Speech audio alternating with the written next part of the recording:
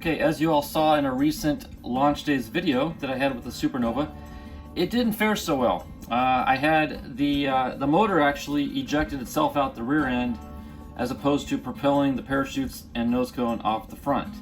So that led to the eventual lawn dart, which absolutely annihilated the front end of the rocket. Now, upon further examination, the back half of the rocket's fine, and you're probably wondering where'd that white come from. Well, when I first built this rocket a couple years ago, instead of painting it, I wrapped it in monocoat, and well, that's what the covering was. It was a gray monocoat.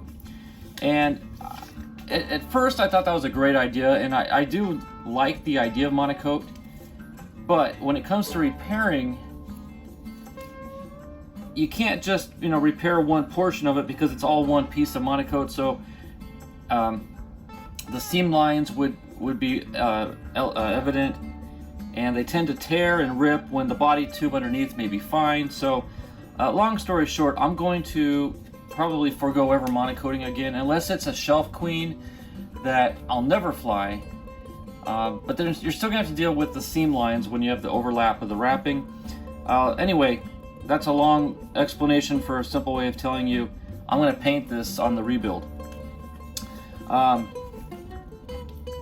I did take off all the covering, which is good, and it exposed what I didn't know was some damage. The damage actually goes all the way down to about mid-body here. There's some crinkling, but from here on down, it's fine. So what I want to do is remove the damaged portion of tubing, and I've got some new BT50 here that we're going to insert as the new upper body. And then that also actually gives me the opportunity to do what I should have done from the get-go: install a baffle. I've got a Rocketarian BT50 baffle kit, and I'm going to utilize this as my coupler. So in order to get my tube cutting guide here onto the rocket, I do need to get rid of some of this ugliness. So I'm going to cut just under the damaged portion, and this can be a rough cut because it's not going to be the final cut. Just an initial cut so I can get the guide on it. Remove this, and then also we can get to the shock cord and get it out of the way as well.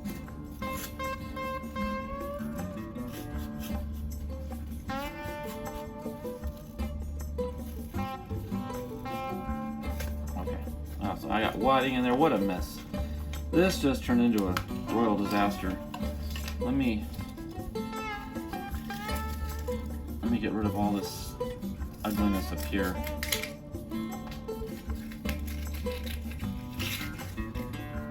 Okay.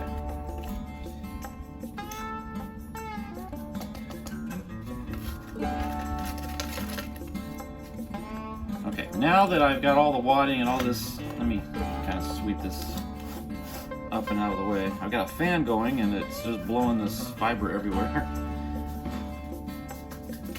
Okay, I'll do a better cleanup later. But let me get the shock cord down and out the back end.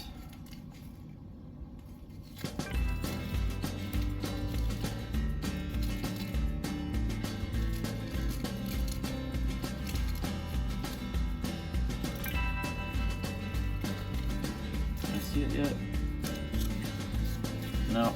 I probably should have gotten, in fact, let me go grab that real quick. I'm gonna grab a metal weight.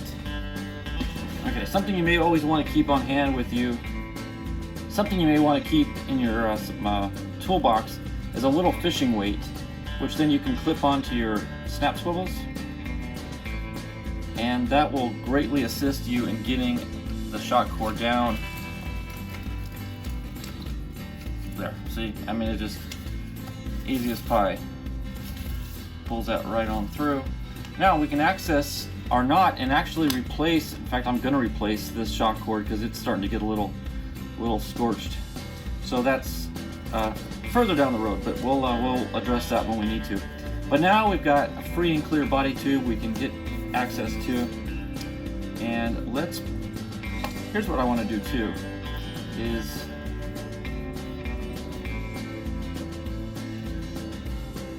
I need to go and figure out the length of the body tube originally, and then I can make some nice even cuts with the old tube and the new tube. So let me go get some measurements real quick. Okay, so I determined that the original body tube was 13 inches long.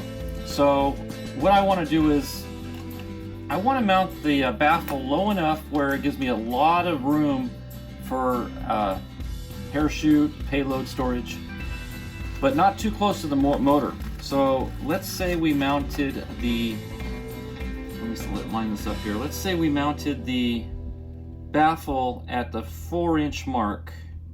That would mean that I need 9 inches of additional BT50. Let's give a little more room. Let's move up to 5 inches, and that means we'll need 8 inches of body tube. So let me make a mark at the 5-inch mark.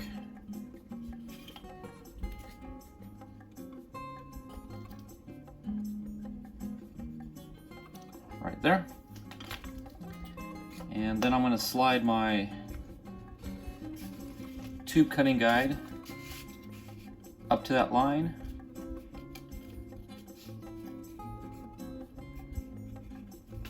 Lock it into position. Tell you what, actually, just to make it life a little easier on myself, I'm going to turn this around and cut it from this direction.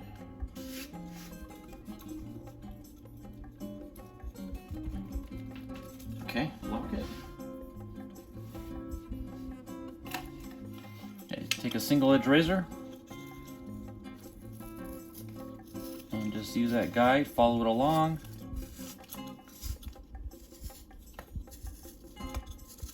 And voila, you get a perfect cut.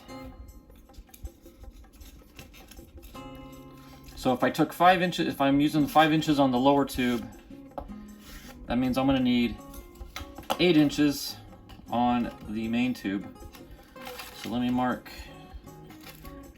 an 8-inch mark.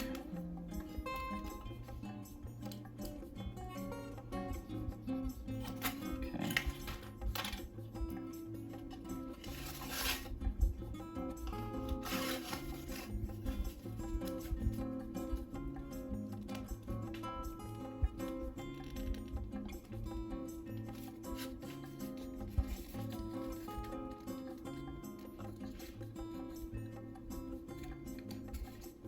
Okay, locked in.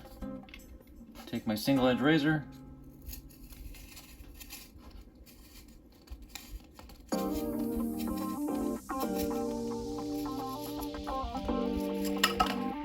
there we go.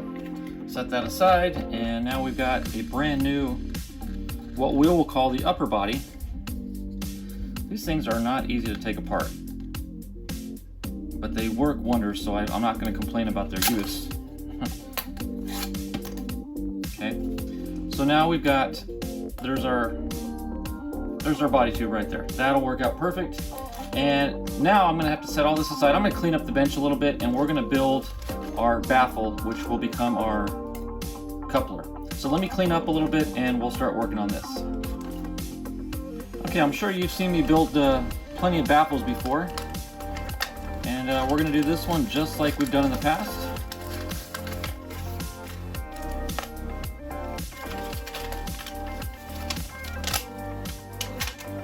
Now, if you notice on Rocketarium baffles, if you look really close, you're not going to be able to see it on camera, I don't think, but there's a slight taper to the discs, and that taper goes into the tube. The other thing we're going to need to be cautious of is when we glue them in, that the two holes, I should say the 3 holes, don't line up, but they're actually polar opposites of one another. That way we don't get any flame leak through. But back to the taper I was talking about, because the tube does taper inward, you want to make sure that the side that has your eyelet screws in from the outside in. So let me just go ahead and start getting the threads going here. That way when we put the glue in, it'll be a lot easier to turn it. There.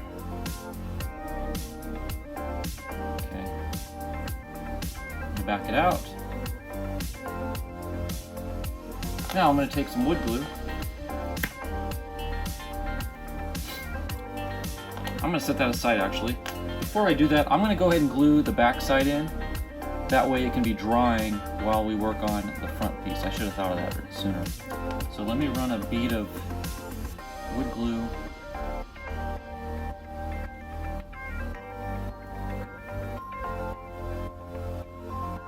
on the inside edge. Take your finger, just kind of spread it.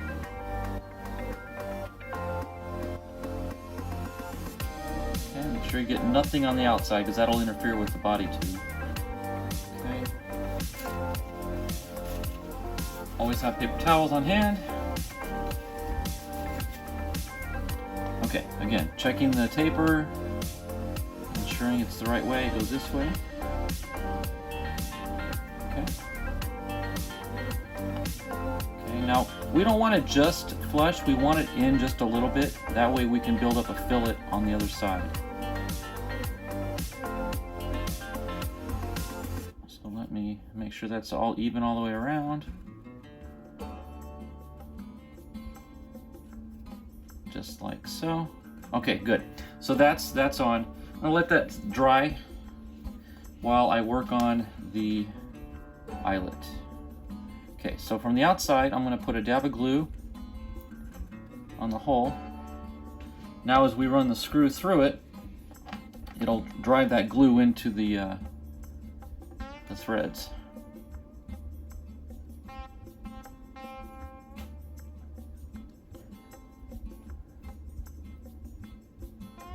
Okay, take it all the way down, and actually it sort of builds up a little fillet for us, which is nice.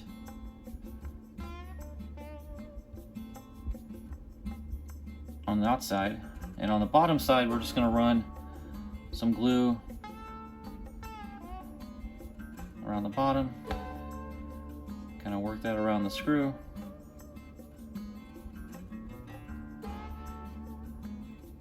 Okay, let that sit for a moment.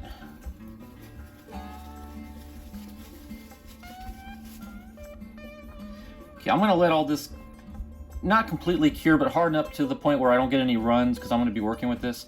And once that's dry, then we'll come back and we'll glue this in.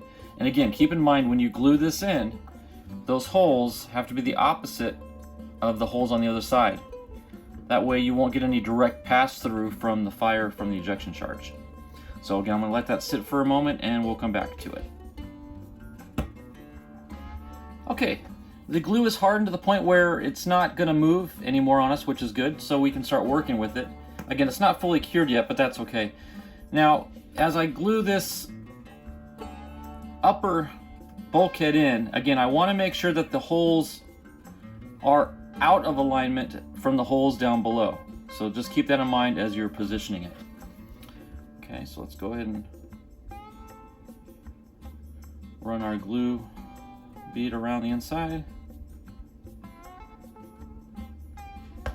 Okay. And when I do these, I do tend to put a little more than I need to, but as the glue settles, it'll sort of form its own little fillet around the edges. So I don't mind putting a little extra glue on that portion of it. Okay. And another reason you want to let this harden a little bit before you glue it in is you may want to use the eyelet as a tool to rotate the bulkhead for you. So let me just sort of eyeball it from above. Make sure we're in alignment.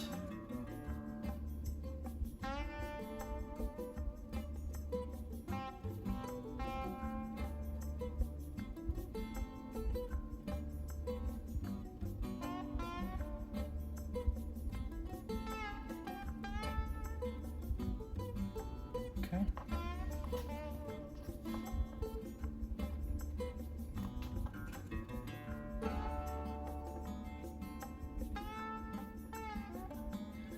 And you want to be able to look down through those holes and make sure you don't see the holes on the other side.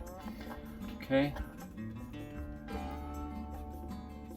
So that's why the little bit of extra glue gives you some lubrication on that tube so you don't get it sticking too soon for you. But there we go. Okay, it's perfectly aligned. It's right at a depth where we can install a fillet later on, and that'll work. So in fact, what I can do is, while this is drying, I can go ahead and start laying a fillet down on this end because it's already set.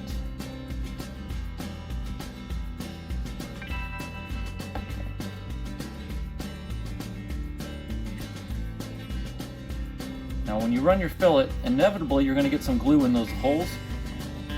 So what you want to do then excuse me, is take a Q-tip and just kind of work that glue out of those holes.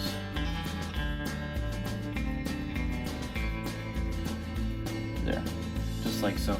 So we'll let those dry, and then once these fillets set up, I'll go ahead and fillet the other end. And the baffle's done. Then we can connect the two body tubes. Okay, you probably were screaming at the camera earlier. I made some errors, but I didn't. In other words, I said some incorrect things and did some silly things that are very easily correctable. For example, I said, you know what, I'm gonna change out the elastic on my shock cord. Well, why on earth would I do that if I'm gonna install a baffle up here anyway? So, silly me, I wasn't thinking, but I ended up cutting out the existing Kevlar with a hobby knife. I just stuck it down and sliced through the Kevlar. So there's no more any shock cord inside of the motor mount area.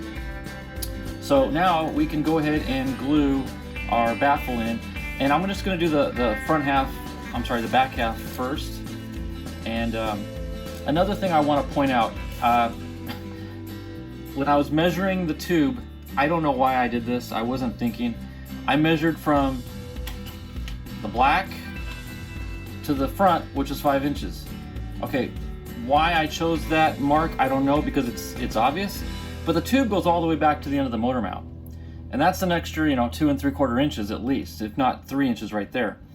So, doing some more research, I found out that the entire length of the body tube is 16 inches from the nose cone portion to the motor mount portion.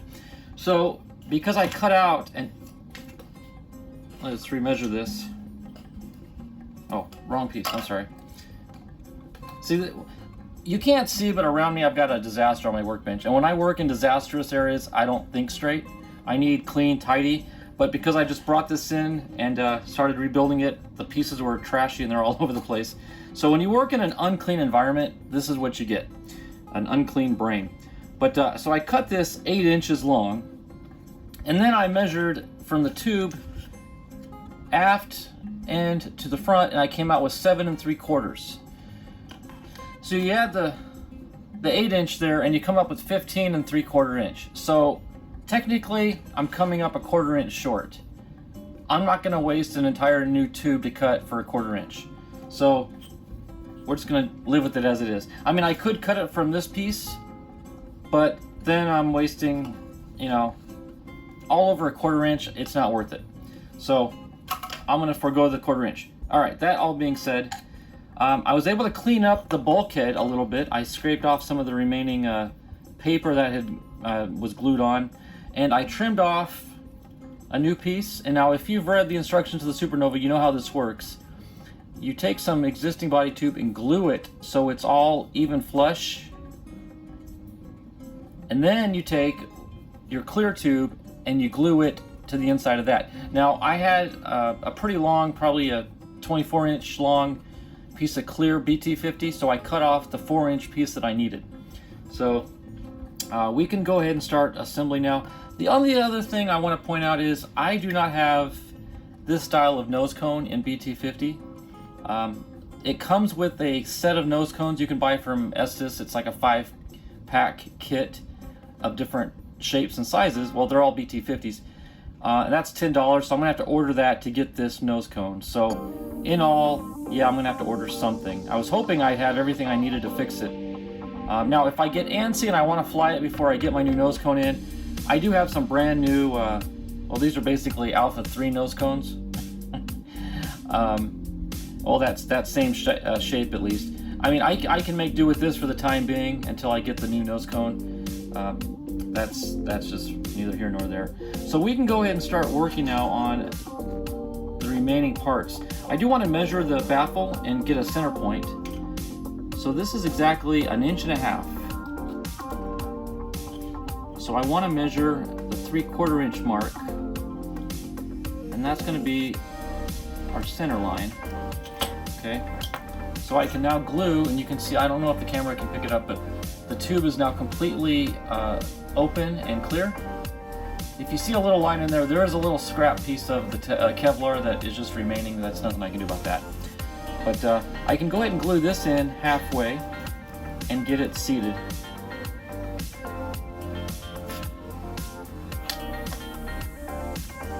ahead and do that.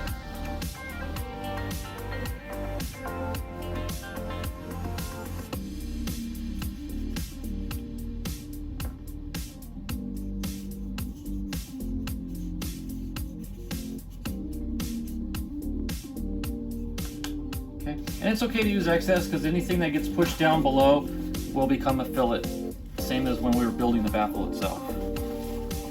Okay. Again, you want to make sure you're free and clear of any overflow. Okay. Slide it in, and I like to twist as I go. Wow, it's already locking up on me there, but there we go. We got it in good. Okay. Making sure that everything looks good in alignment. Yep, we'll have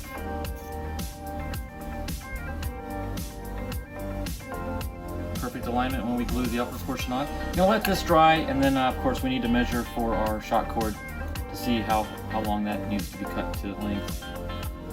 Okay, the other thing I can work on is I can go ahead and glue on this cardboard tube. Now for this, you can use cement or CA.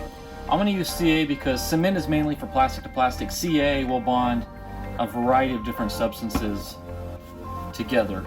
So in this case, I'm going to get some thick CA. And I'm going to grab my kicker just in case I need it. I doubt I will, but just in case.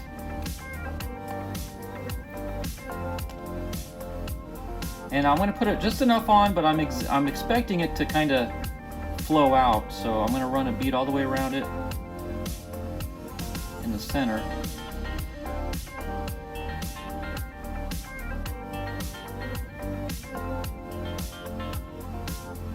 Okay.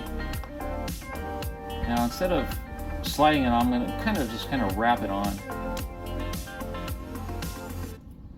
like that.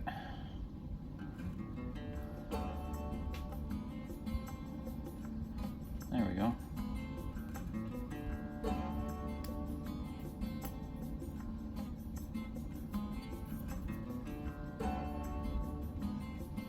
I'm going to spray it at the joint where the two ends meet. There. Okay, so that's on. Now the next thing is going to be to glue this onto our payload bay. Let me show you how that slides on, just like that. Okay.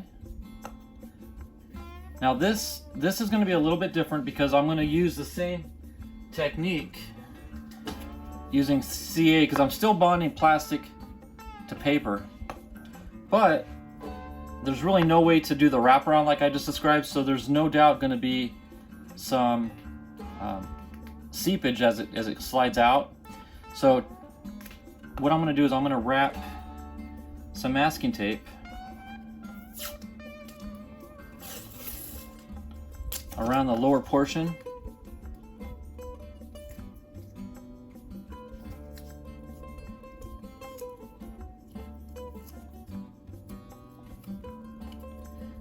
That way any CA that seeps out will end up going onto the tape, and then when I remove the tape, it'll take the glue with it. Okay, so we've got that on.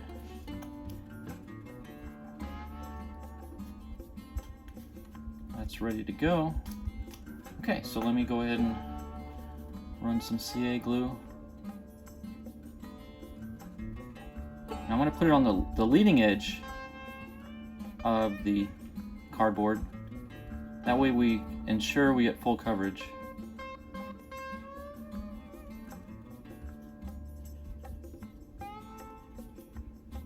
And if it's too much, well, again, seepage isn't going to be too bad because the tape's protecting the plastic up below it there.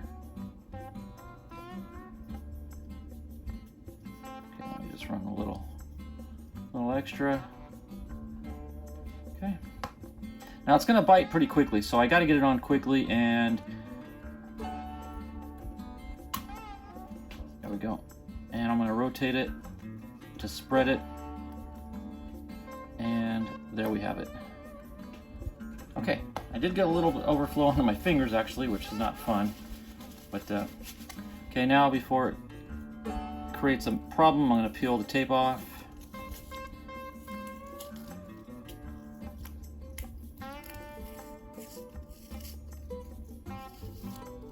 There we go. So now we have a nice clean edge with no overrun onto the plastic bulkhead there. Okay, so I'm gonna let that sit and dry. That came out really nice. I'm pleased with it. Okay, now I need to measure and cut for my Kevlar shock cord to go on the front end here. So let me stop the camera and get the Kevlar out, and we'll do that next. Okay, I've got the Kevlar shock cord tied onto our eye hook, and I've got, oh gosh, at least 10 inches maybe, if not more, of cord, which is going to go well beyond the length of the tube, which is good. That gives us the ability to change out the elastic in the future if need be, because I'm definitely going to tie elastic cord onto that loop and extend it maybe 2 to 3 times the length of the rocket itself. So, but now it's ready to go ahead and glue. The baffle is secured to the bottom half. So now I'm going to apply some wood glue. And in this case, I'm not going to put the glue on the inside of the tubing because that would definitely get the shock cord soaked in glue. So I'm going to put the glue on the baffle. The only problem with that is it's going to have glue run out the back side, which it's wood glue is water soluble anyway, so it'll be easy to clean up once it spreads out. We'll try to keep that to a minimum, but we'll play it by ear.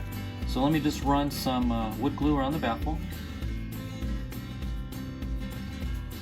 Okay, and again, I'm going to spread this with my finger.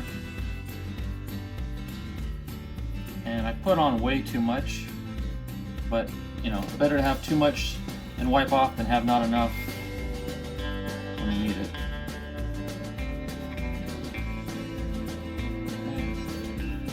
And if there's enough time, I will twist this and rotate it as I put it on, so that'll help.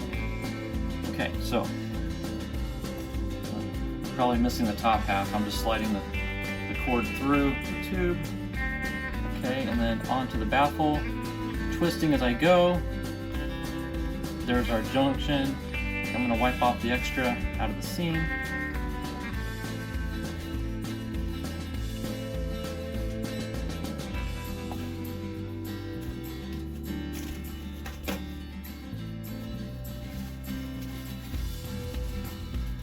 And what little glue may be in the gap there is actually going to kind of help seal the gap.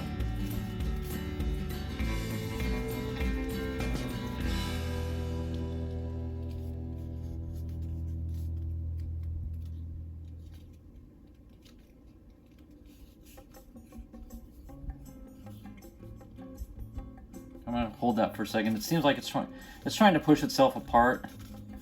So I'm just going to hold that on for a little bit.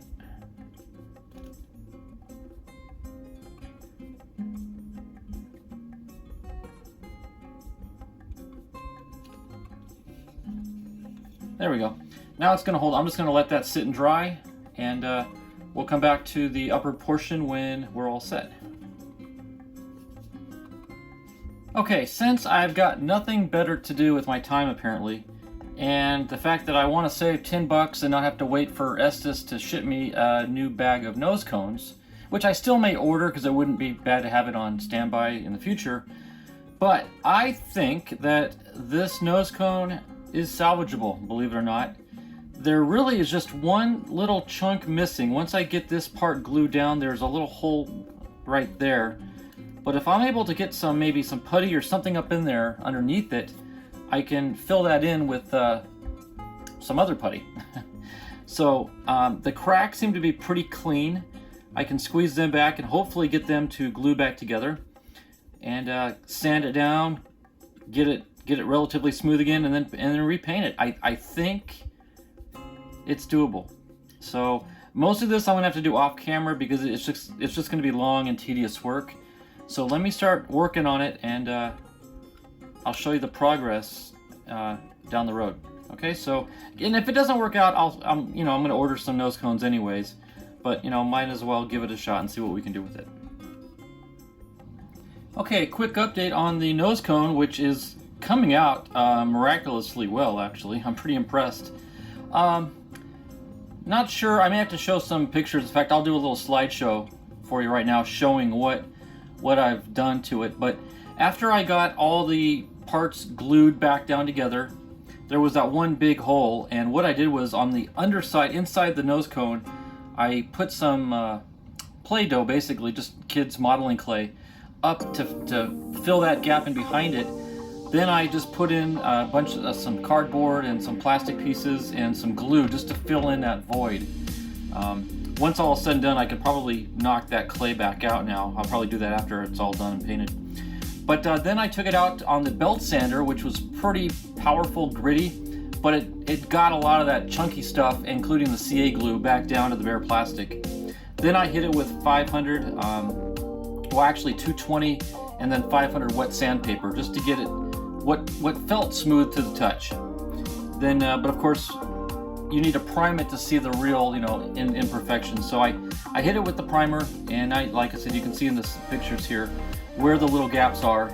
So now I'm just going to simply fill those in with some putty, and then we should be ready for, once it dries, another final sand and final primer coat. Now, remember, this rocket is gray, so the primer coat is going to act as the paint as well.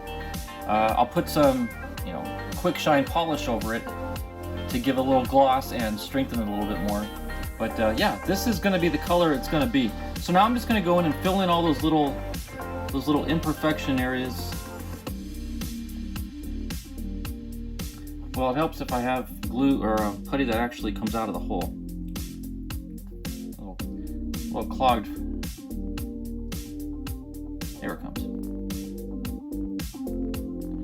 I use this little tester's putty, and it's good because it's easy to apply. You can wipe it with your fingers. It dries very quickly. I mean, it's already drying on me there. Just that quick. And it's kind of like the wood glue in that it's water soluble. You can clean it off with water pretty easy. So just kind of wipe on, fill in those little gaps.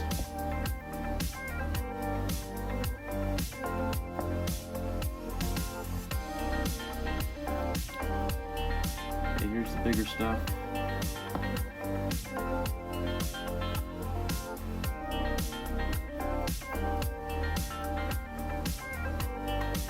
This will actually be pretty much dry in a few minutes, so I can go ahead and hit it with the sandpaper. Here's the biggest crack of them all.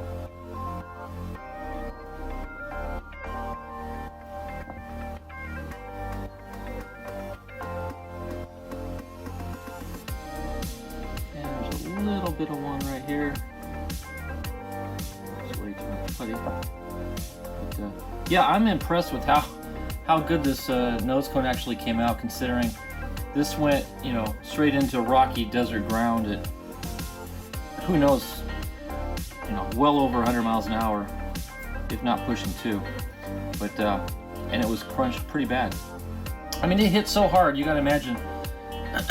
This is the new payload bay, but the payload bay is sitting like this basically, and I had my altimeter up in here, and it hit with such force that just the inertia drove the altimeter. It was free floating, by the way, in this tube. Drove it through the tube up into the nose cone to where it cracked through and was protruding out. You can see it in the launch video from that flight, and the altimeter miraculously survived as well. I've since cleaned it up and fixed it from its. In fact, here it is right here. Let me just show it to you. This is the very altimeter. I took it apart, I cleaned it, got everything on the inside straightened out, because if you remember, the screen was a little canted. So that's been fixed, and yeah, it turns right on.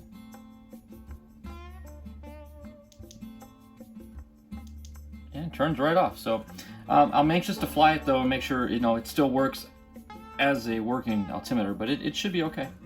So yeah, this is gonna sand down nicely. Cover it with some more primer, and then that will be the coat of paint as well. So this is good to go, and I need to get cracking on the body. I need to prime it as well and fill in some of the spiral tubes or grooves in the tube. So yeah, making progress.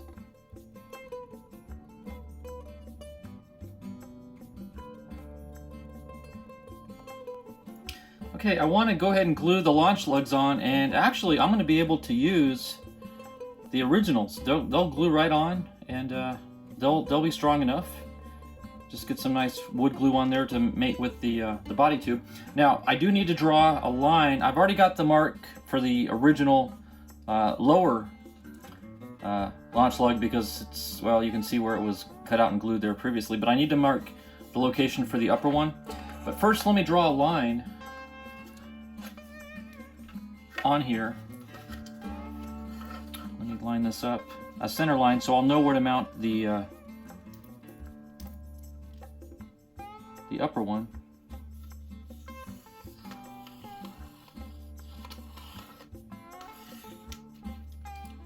Okay, now we got a center line marked.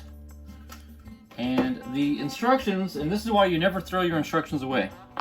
I went back and looked at the instructions, and they show that the upper launch lug is 11.5 inches from the bottom of the tube.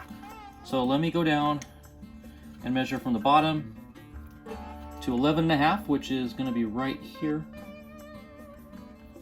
Okay, make a mark there. That's going to be where we glue the upper one. So the bottom one, like I said, it's going to glue right there, and the upper one's going to go right there. So we can glue those on right now real quick. Let me grab a small piece of sandpaper, because we want to scuff up the tubing in its location.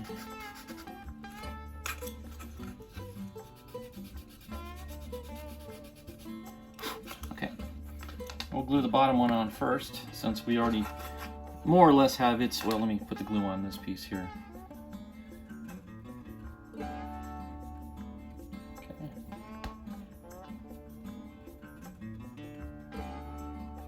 Spread it.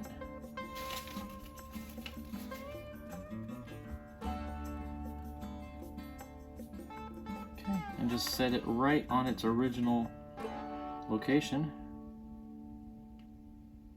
And it's okay that it's painted gray, because we're going to paint it gray again anyway. Line it up, make sure it looks good. And two. Okay. We'll do the upper one.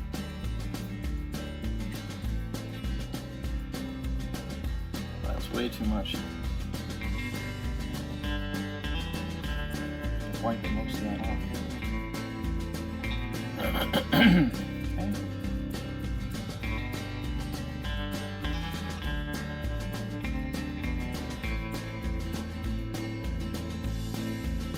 Sand it over the line, and then get from behind and verify that the two line up.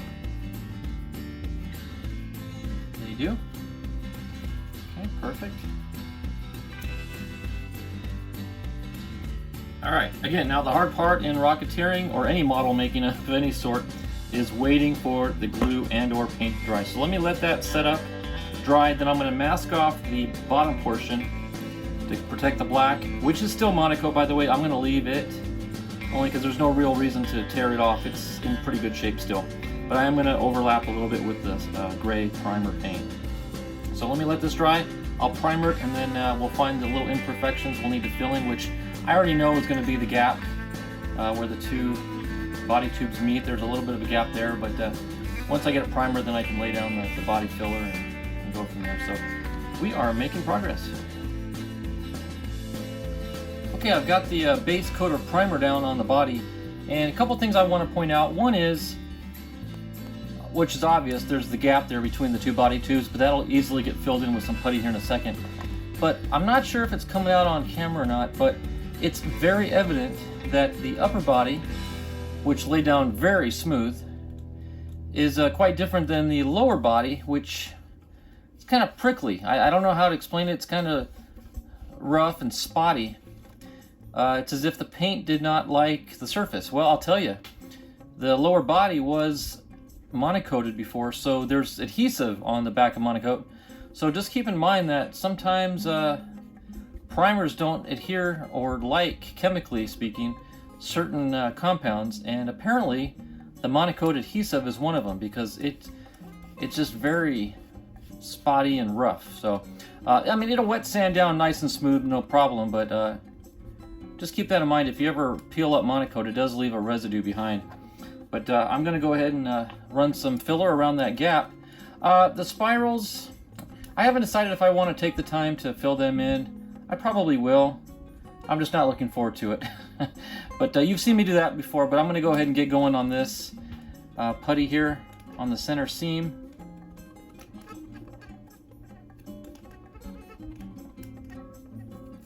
Just kind of rotate it. And then I'll go back over and wipe it all off. Okay.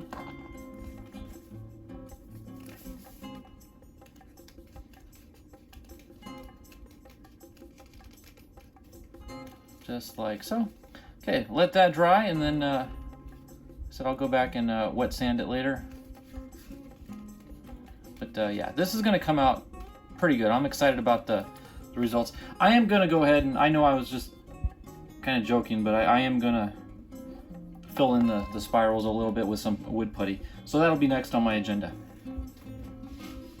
Okay, I've got some wood putty mixed up here, diluted it with water just to make it a little bit runnier. It's kind of like pancake batter, which is the way Don describes it over at Retro Rockets, and I like that description, and that's about the perfect texture you want. So I just take a cheap little plastic paintbrush, and I'll start here and kind of work my way out both directions, but you literally just paint this on the groove.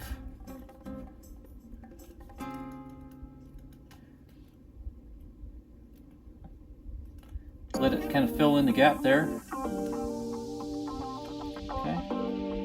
And not much else to say other than that, so I'm going to go ahead and speed this up, and you can see how this goes in a little bit faster time.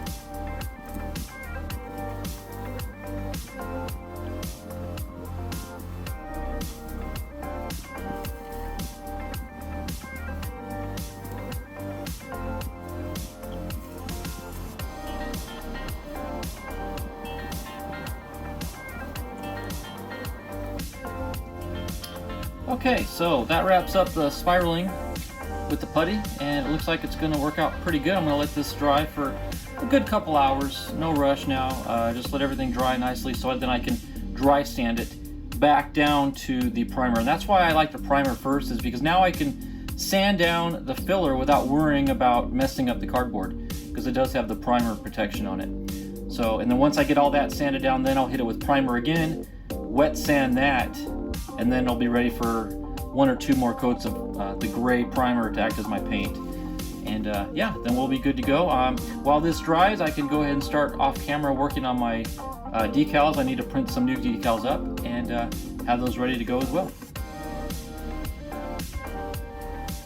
Okay, the time has finally come where we get to apply some decals. This is where the rocket really starts to take shape. Let me lay the rocket down here on its side. You can see that the gray primer is complete, and I'm very pleased with the way it came out. Is it perfect? No, but as several of us in the community like to say, it's good enough. Now, one thing I like to do is, well, one thing I think you have to do is whenever you print up decals, before you print up the actual decal on the decal paper, you should print up just a test piece on a piece of plain paper. But what I did was I did that and I cut out the black piece here because I want to see how it shapes around the launch lug. And what I've determined is that if let me set this out of the way. If I set this right at the bottom of the launch lug and then wrap it,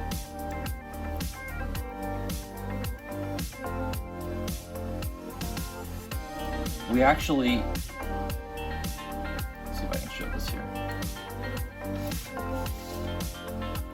We're actually going to match up the description on the face card. It's a little, if you look at the stripe, it's not very well centered.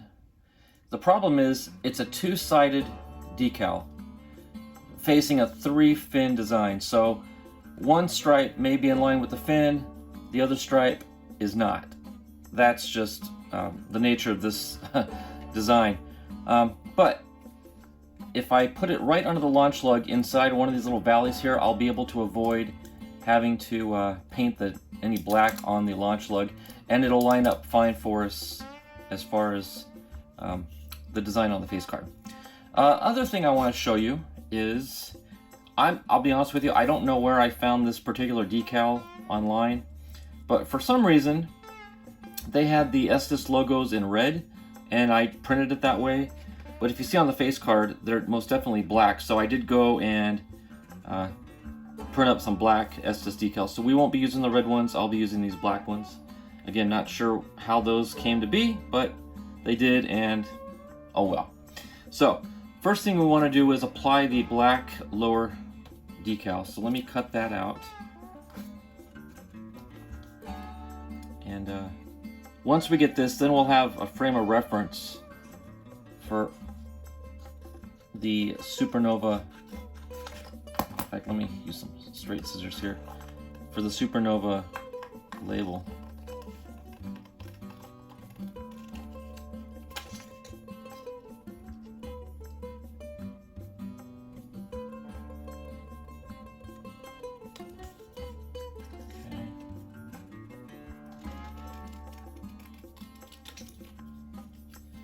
And we don't have a whole lot of room to work with on the bottom, so I'm going to cut this pretty close to the bottom.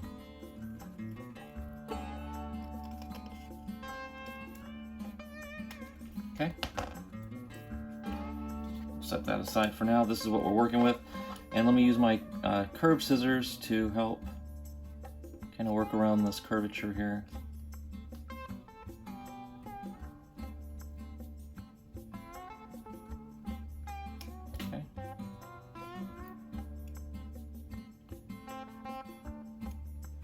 This middle one isn't quite as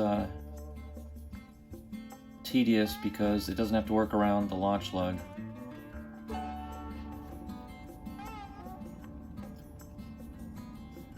But we still want to keep it close. Okay. So now we've got our black ready to go. I can set the face card out of the way, and we are working strictly around the launch lug side to start with. Yeah, just like that, and then we can work it all the way around. All right, so I've got some lukewarm water here.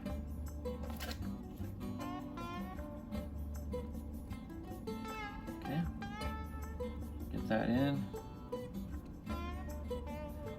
And this summoscope of paper does not take long before it starts to lift. I've already got my Q-tip, and let me get a paper towel ready for blotching. Yeah, it's already lifting off. Okay, let me rub some water ahead of time to get it moist.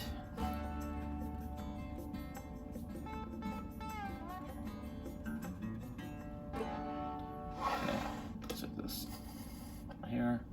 All right, let me slide this into position.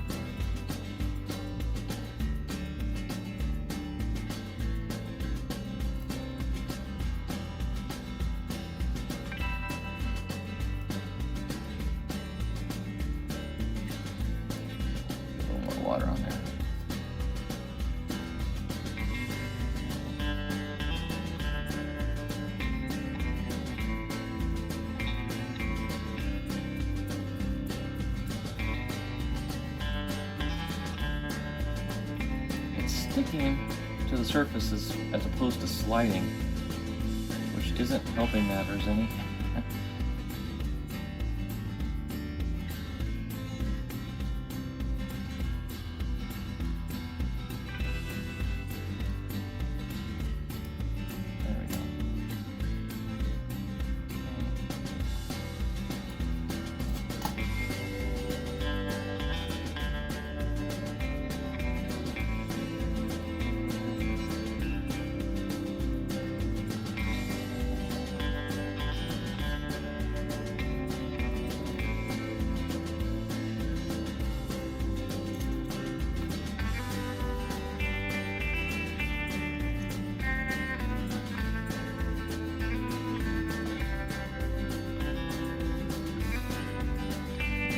Q-tip here, sort of work out the wrinkles.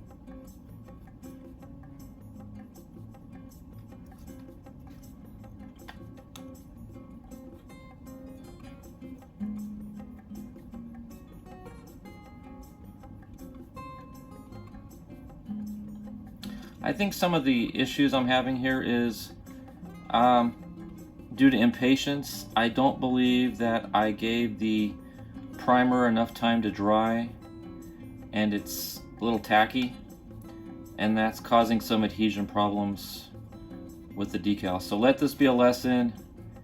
Impatience is the crux of this hobby. More problems are probably generated by not waiting long enough for things to dry, be it glue, paint, whatever it may be. And I think that's what I'm experiencing here.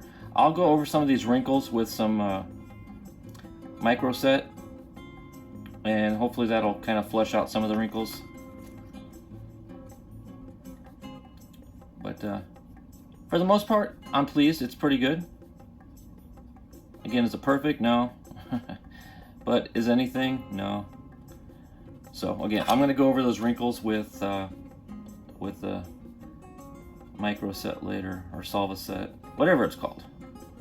Okay, so that's done. Now we want to lay down our SuperNova decal in line with the center of the two fins. Now, it has nothing to do with the black stripe, it has to do with the center of the fins. So that's a little different than you would think. So let me go and cut those out.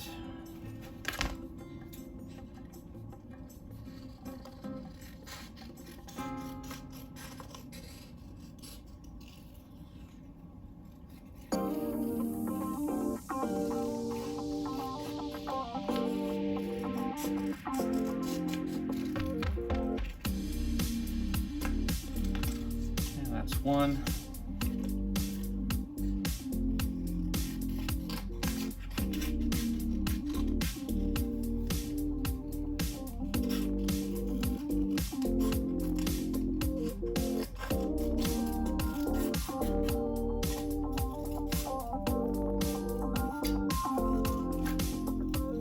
That's two. Okay, we're not going to use that stand anymore anyway.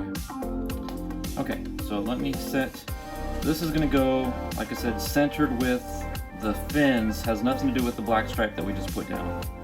And it's going to be about 1 inch up. Yeah, that'll look good. Okay.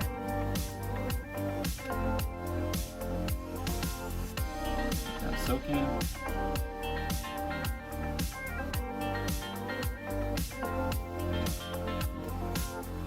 Put down some water.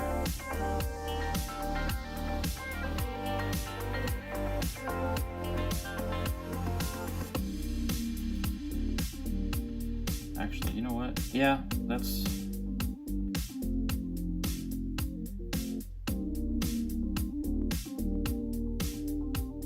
yeah.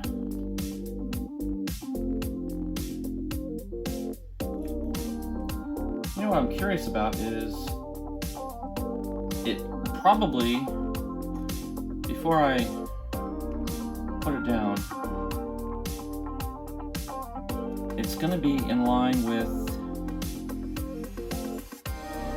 yeah, this one, and whatever's directly on the opposite side, which will be in line with the fin. Again, 3 fins and everything else being 2 and 4, it kind of throws off the ratio. But okay, here we go.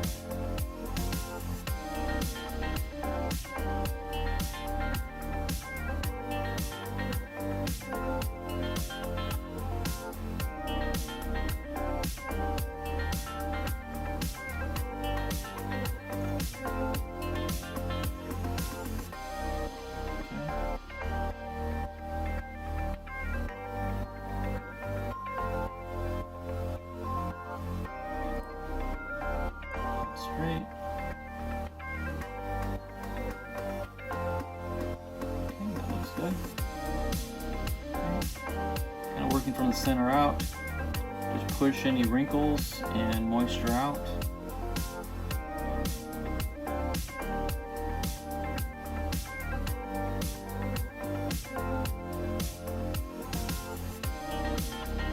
This one laid down very nicely.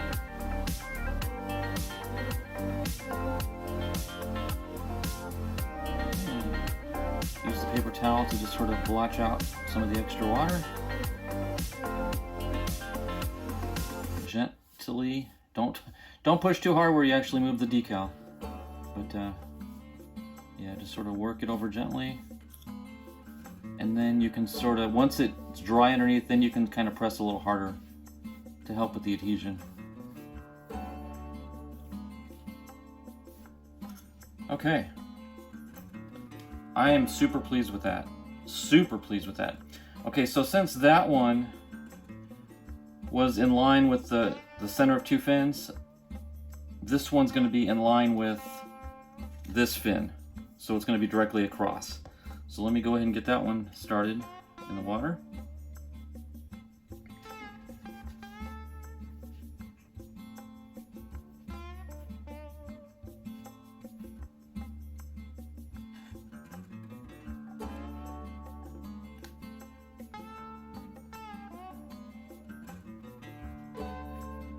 Okay. Before I slide it out, I want to make sure I'm even on both sides. Okay, I am. Okay.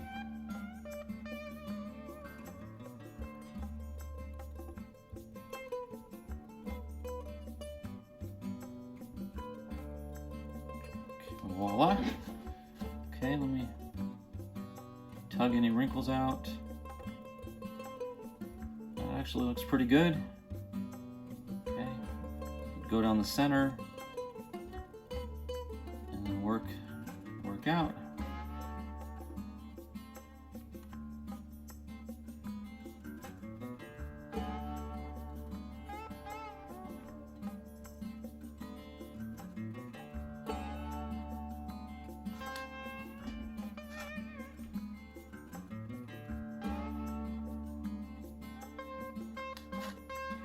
This is incredible. There's a piece of fiber debris under that E. Let me see if I can lift it and pull that out real quick before it sets on me.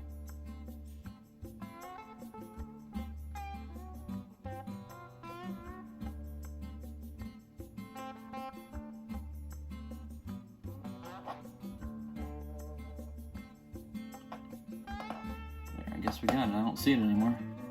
That was weird. Okay.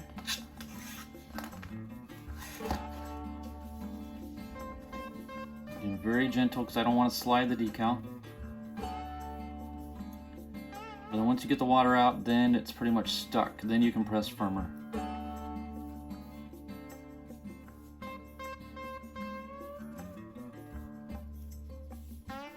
Okay.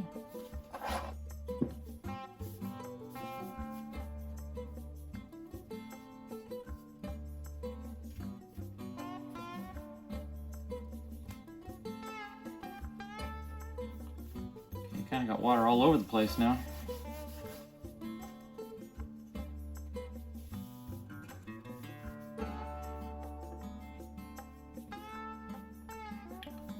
Super, super happy with this. Looks great. Okay. Now, the last set of decals are going to be these black Estes decals. Now, one thing I want to show you is if you want to be exact, I mean exact per the face card, some measurements are required. So, set this here where you can see it. I don't want to get my face card wet. I want to measure how far to the tube that decal is. So it's exactly 1/4 of an inch from the top of the decal to the top of the tube right there. We're not, this is the inner bulkhead, but the tubing actually stops right there at that color change. So 1/4 inch, so 0.25, let's do millimeters. Make things a little easier. 7 millimeters. Now, I've already done the math, and let me get my calculator up. 7 millimeters. We want to multiply it by 1.6 to get the actual size. That's a dimension I already took earlier when I measured the picture and then the actual tube. The actual tube is 1.6 the size of the picture. So if we're 7 millimeters here, we want to multiply that by 1.6. And we get 11.2. So that tells me we want to be 11.2 millimeters. We'll just make it 11 from the top. So right about there. Okay? So let me cut this out.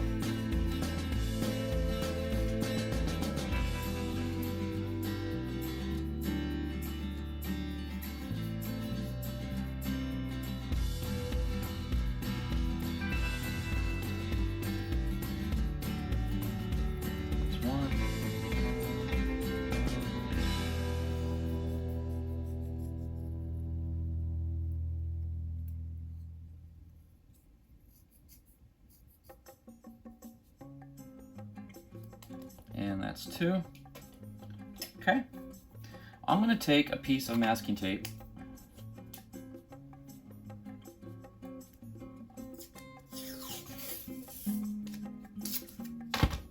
Let me take some of the stick off of it.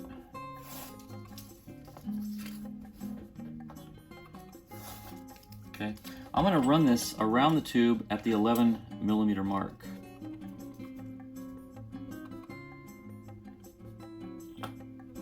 Oops, wrong side. Guess I should be on this side of it. There. Okay.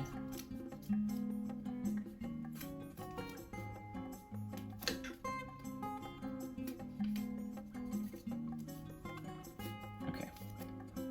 Now I'll just put my decal up to that tape and I'll be centered.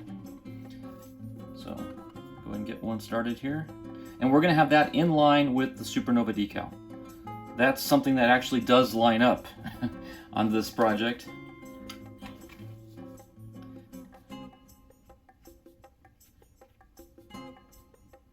Okay. Let me work it this way, actually.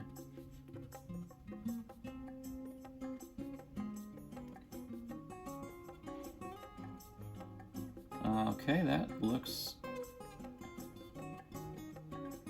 just about perfect. Let me rotate it just a smidge this way.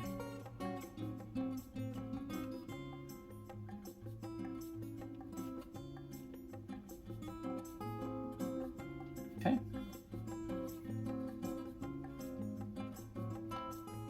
Work out any moisture in there. Blotch it. Okay. Flip it over. And this one's going to be a little awkward because it's has to stand up on a fin, but let me get this going.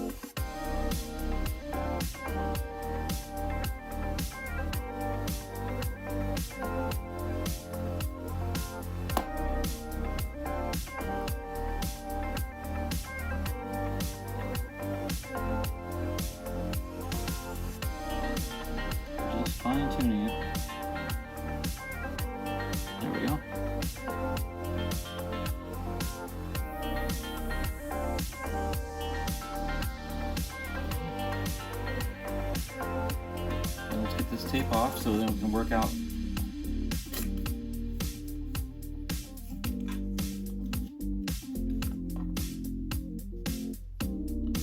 Working out this way.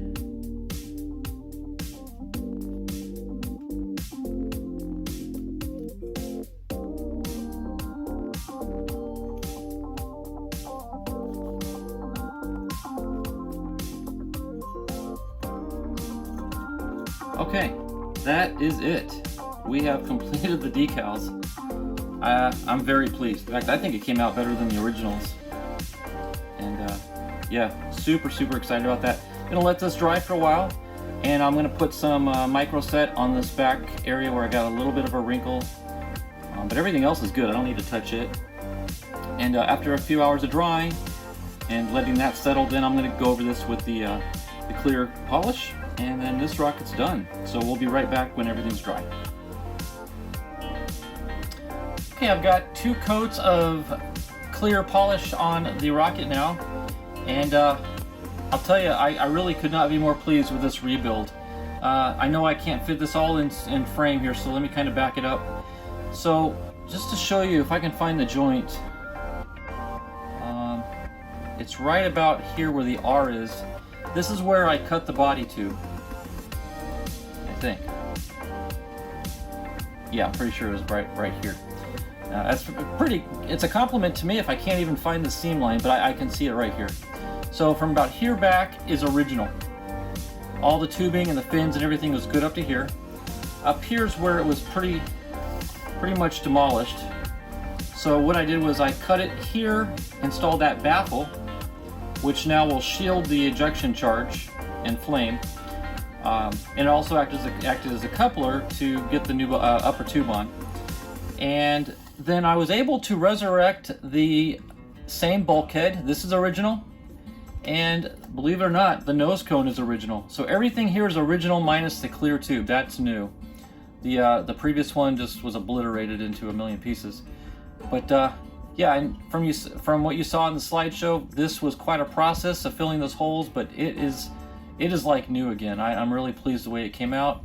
You know, you can see the cracks on the inside, but that's just cosmetic, and I kind of like that there because it's a reminder of what this has been through. So I don't really want to remove that, but it is able to come out, so you can slip payload in there, you know, altimeters, bugs, whatever you want to put in for payload. But I like the original cracks there. Although that's smooth as glass, it filled in nicely.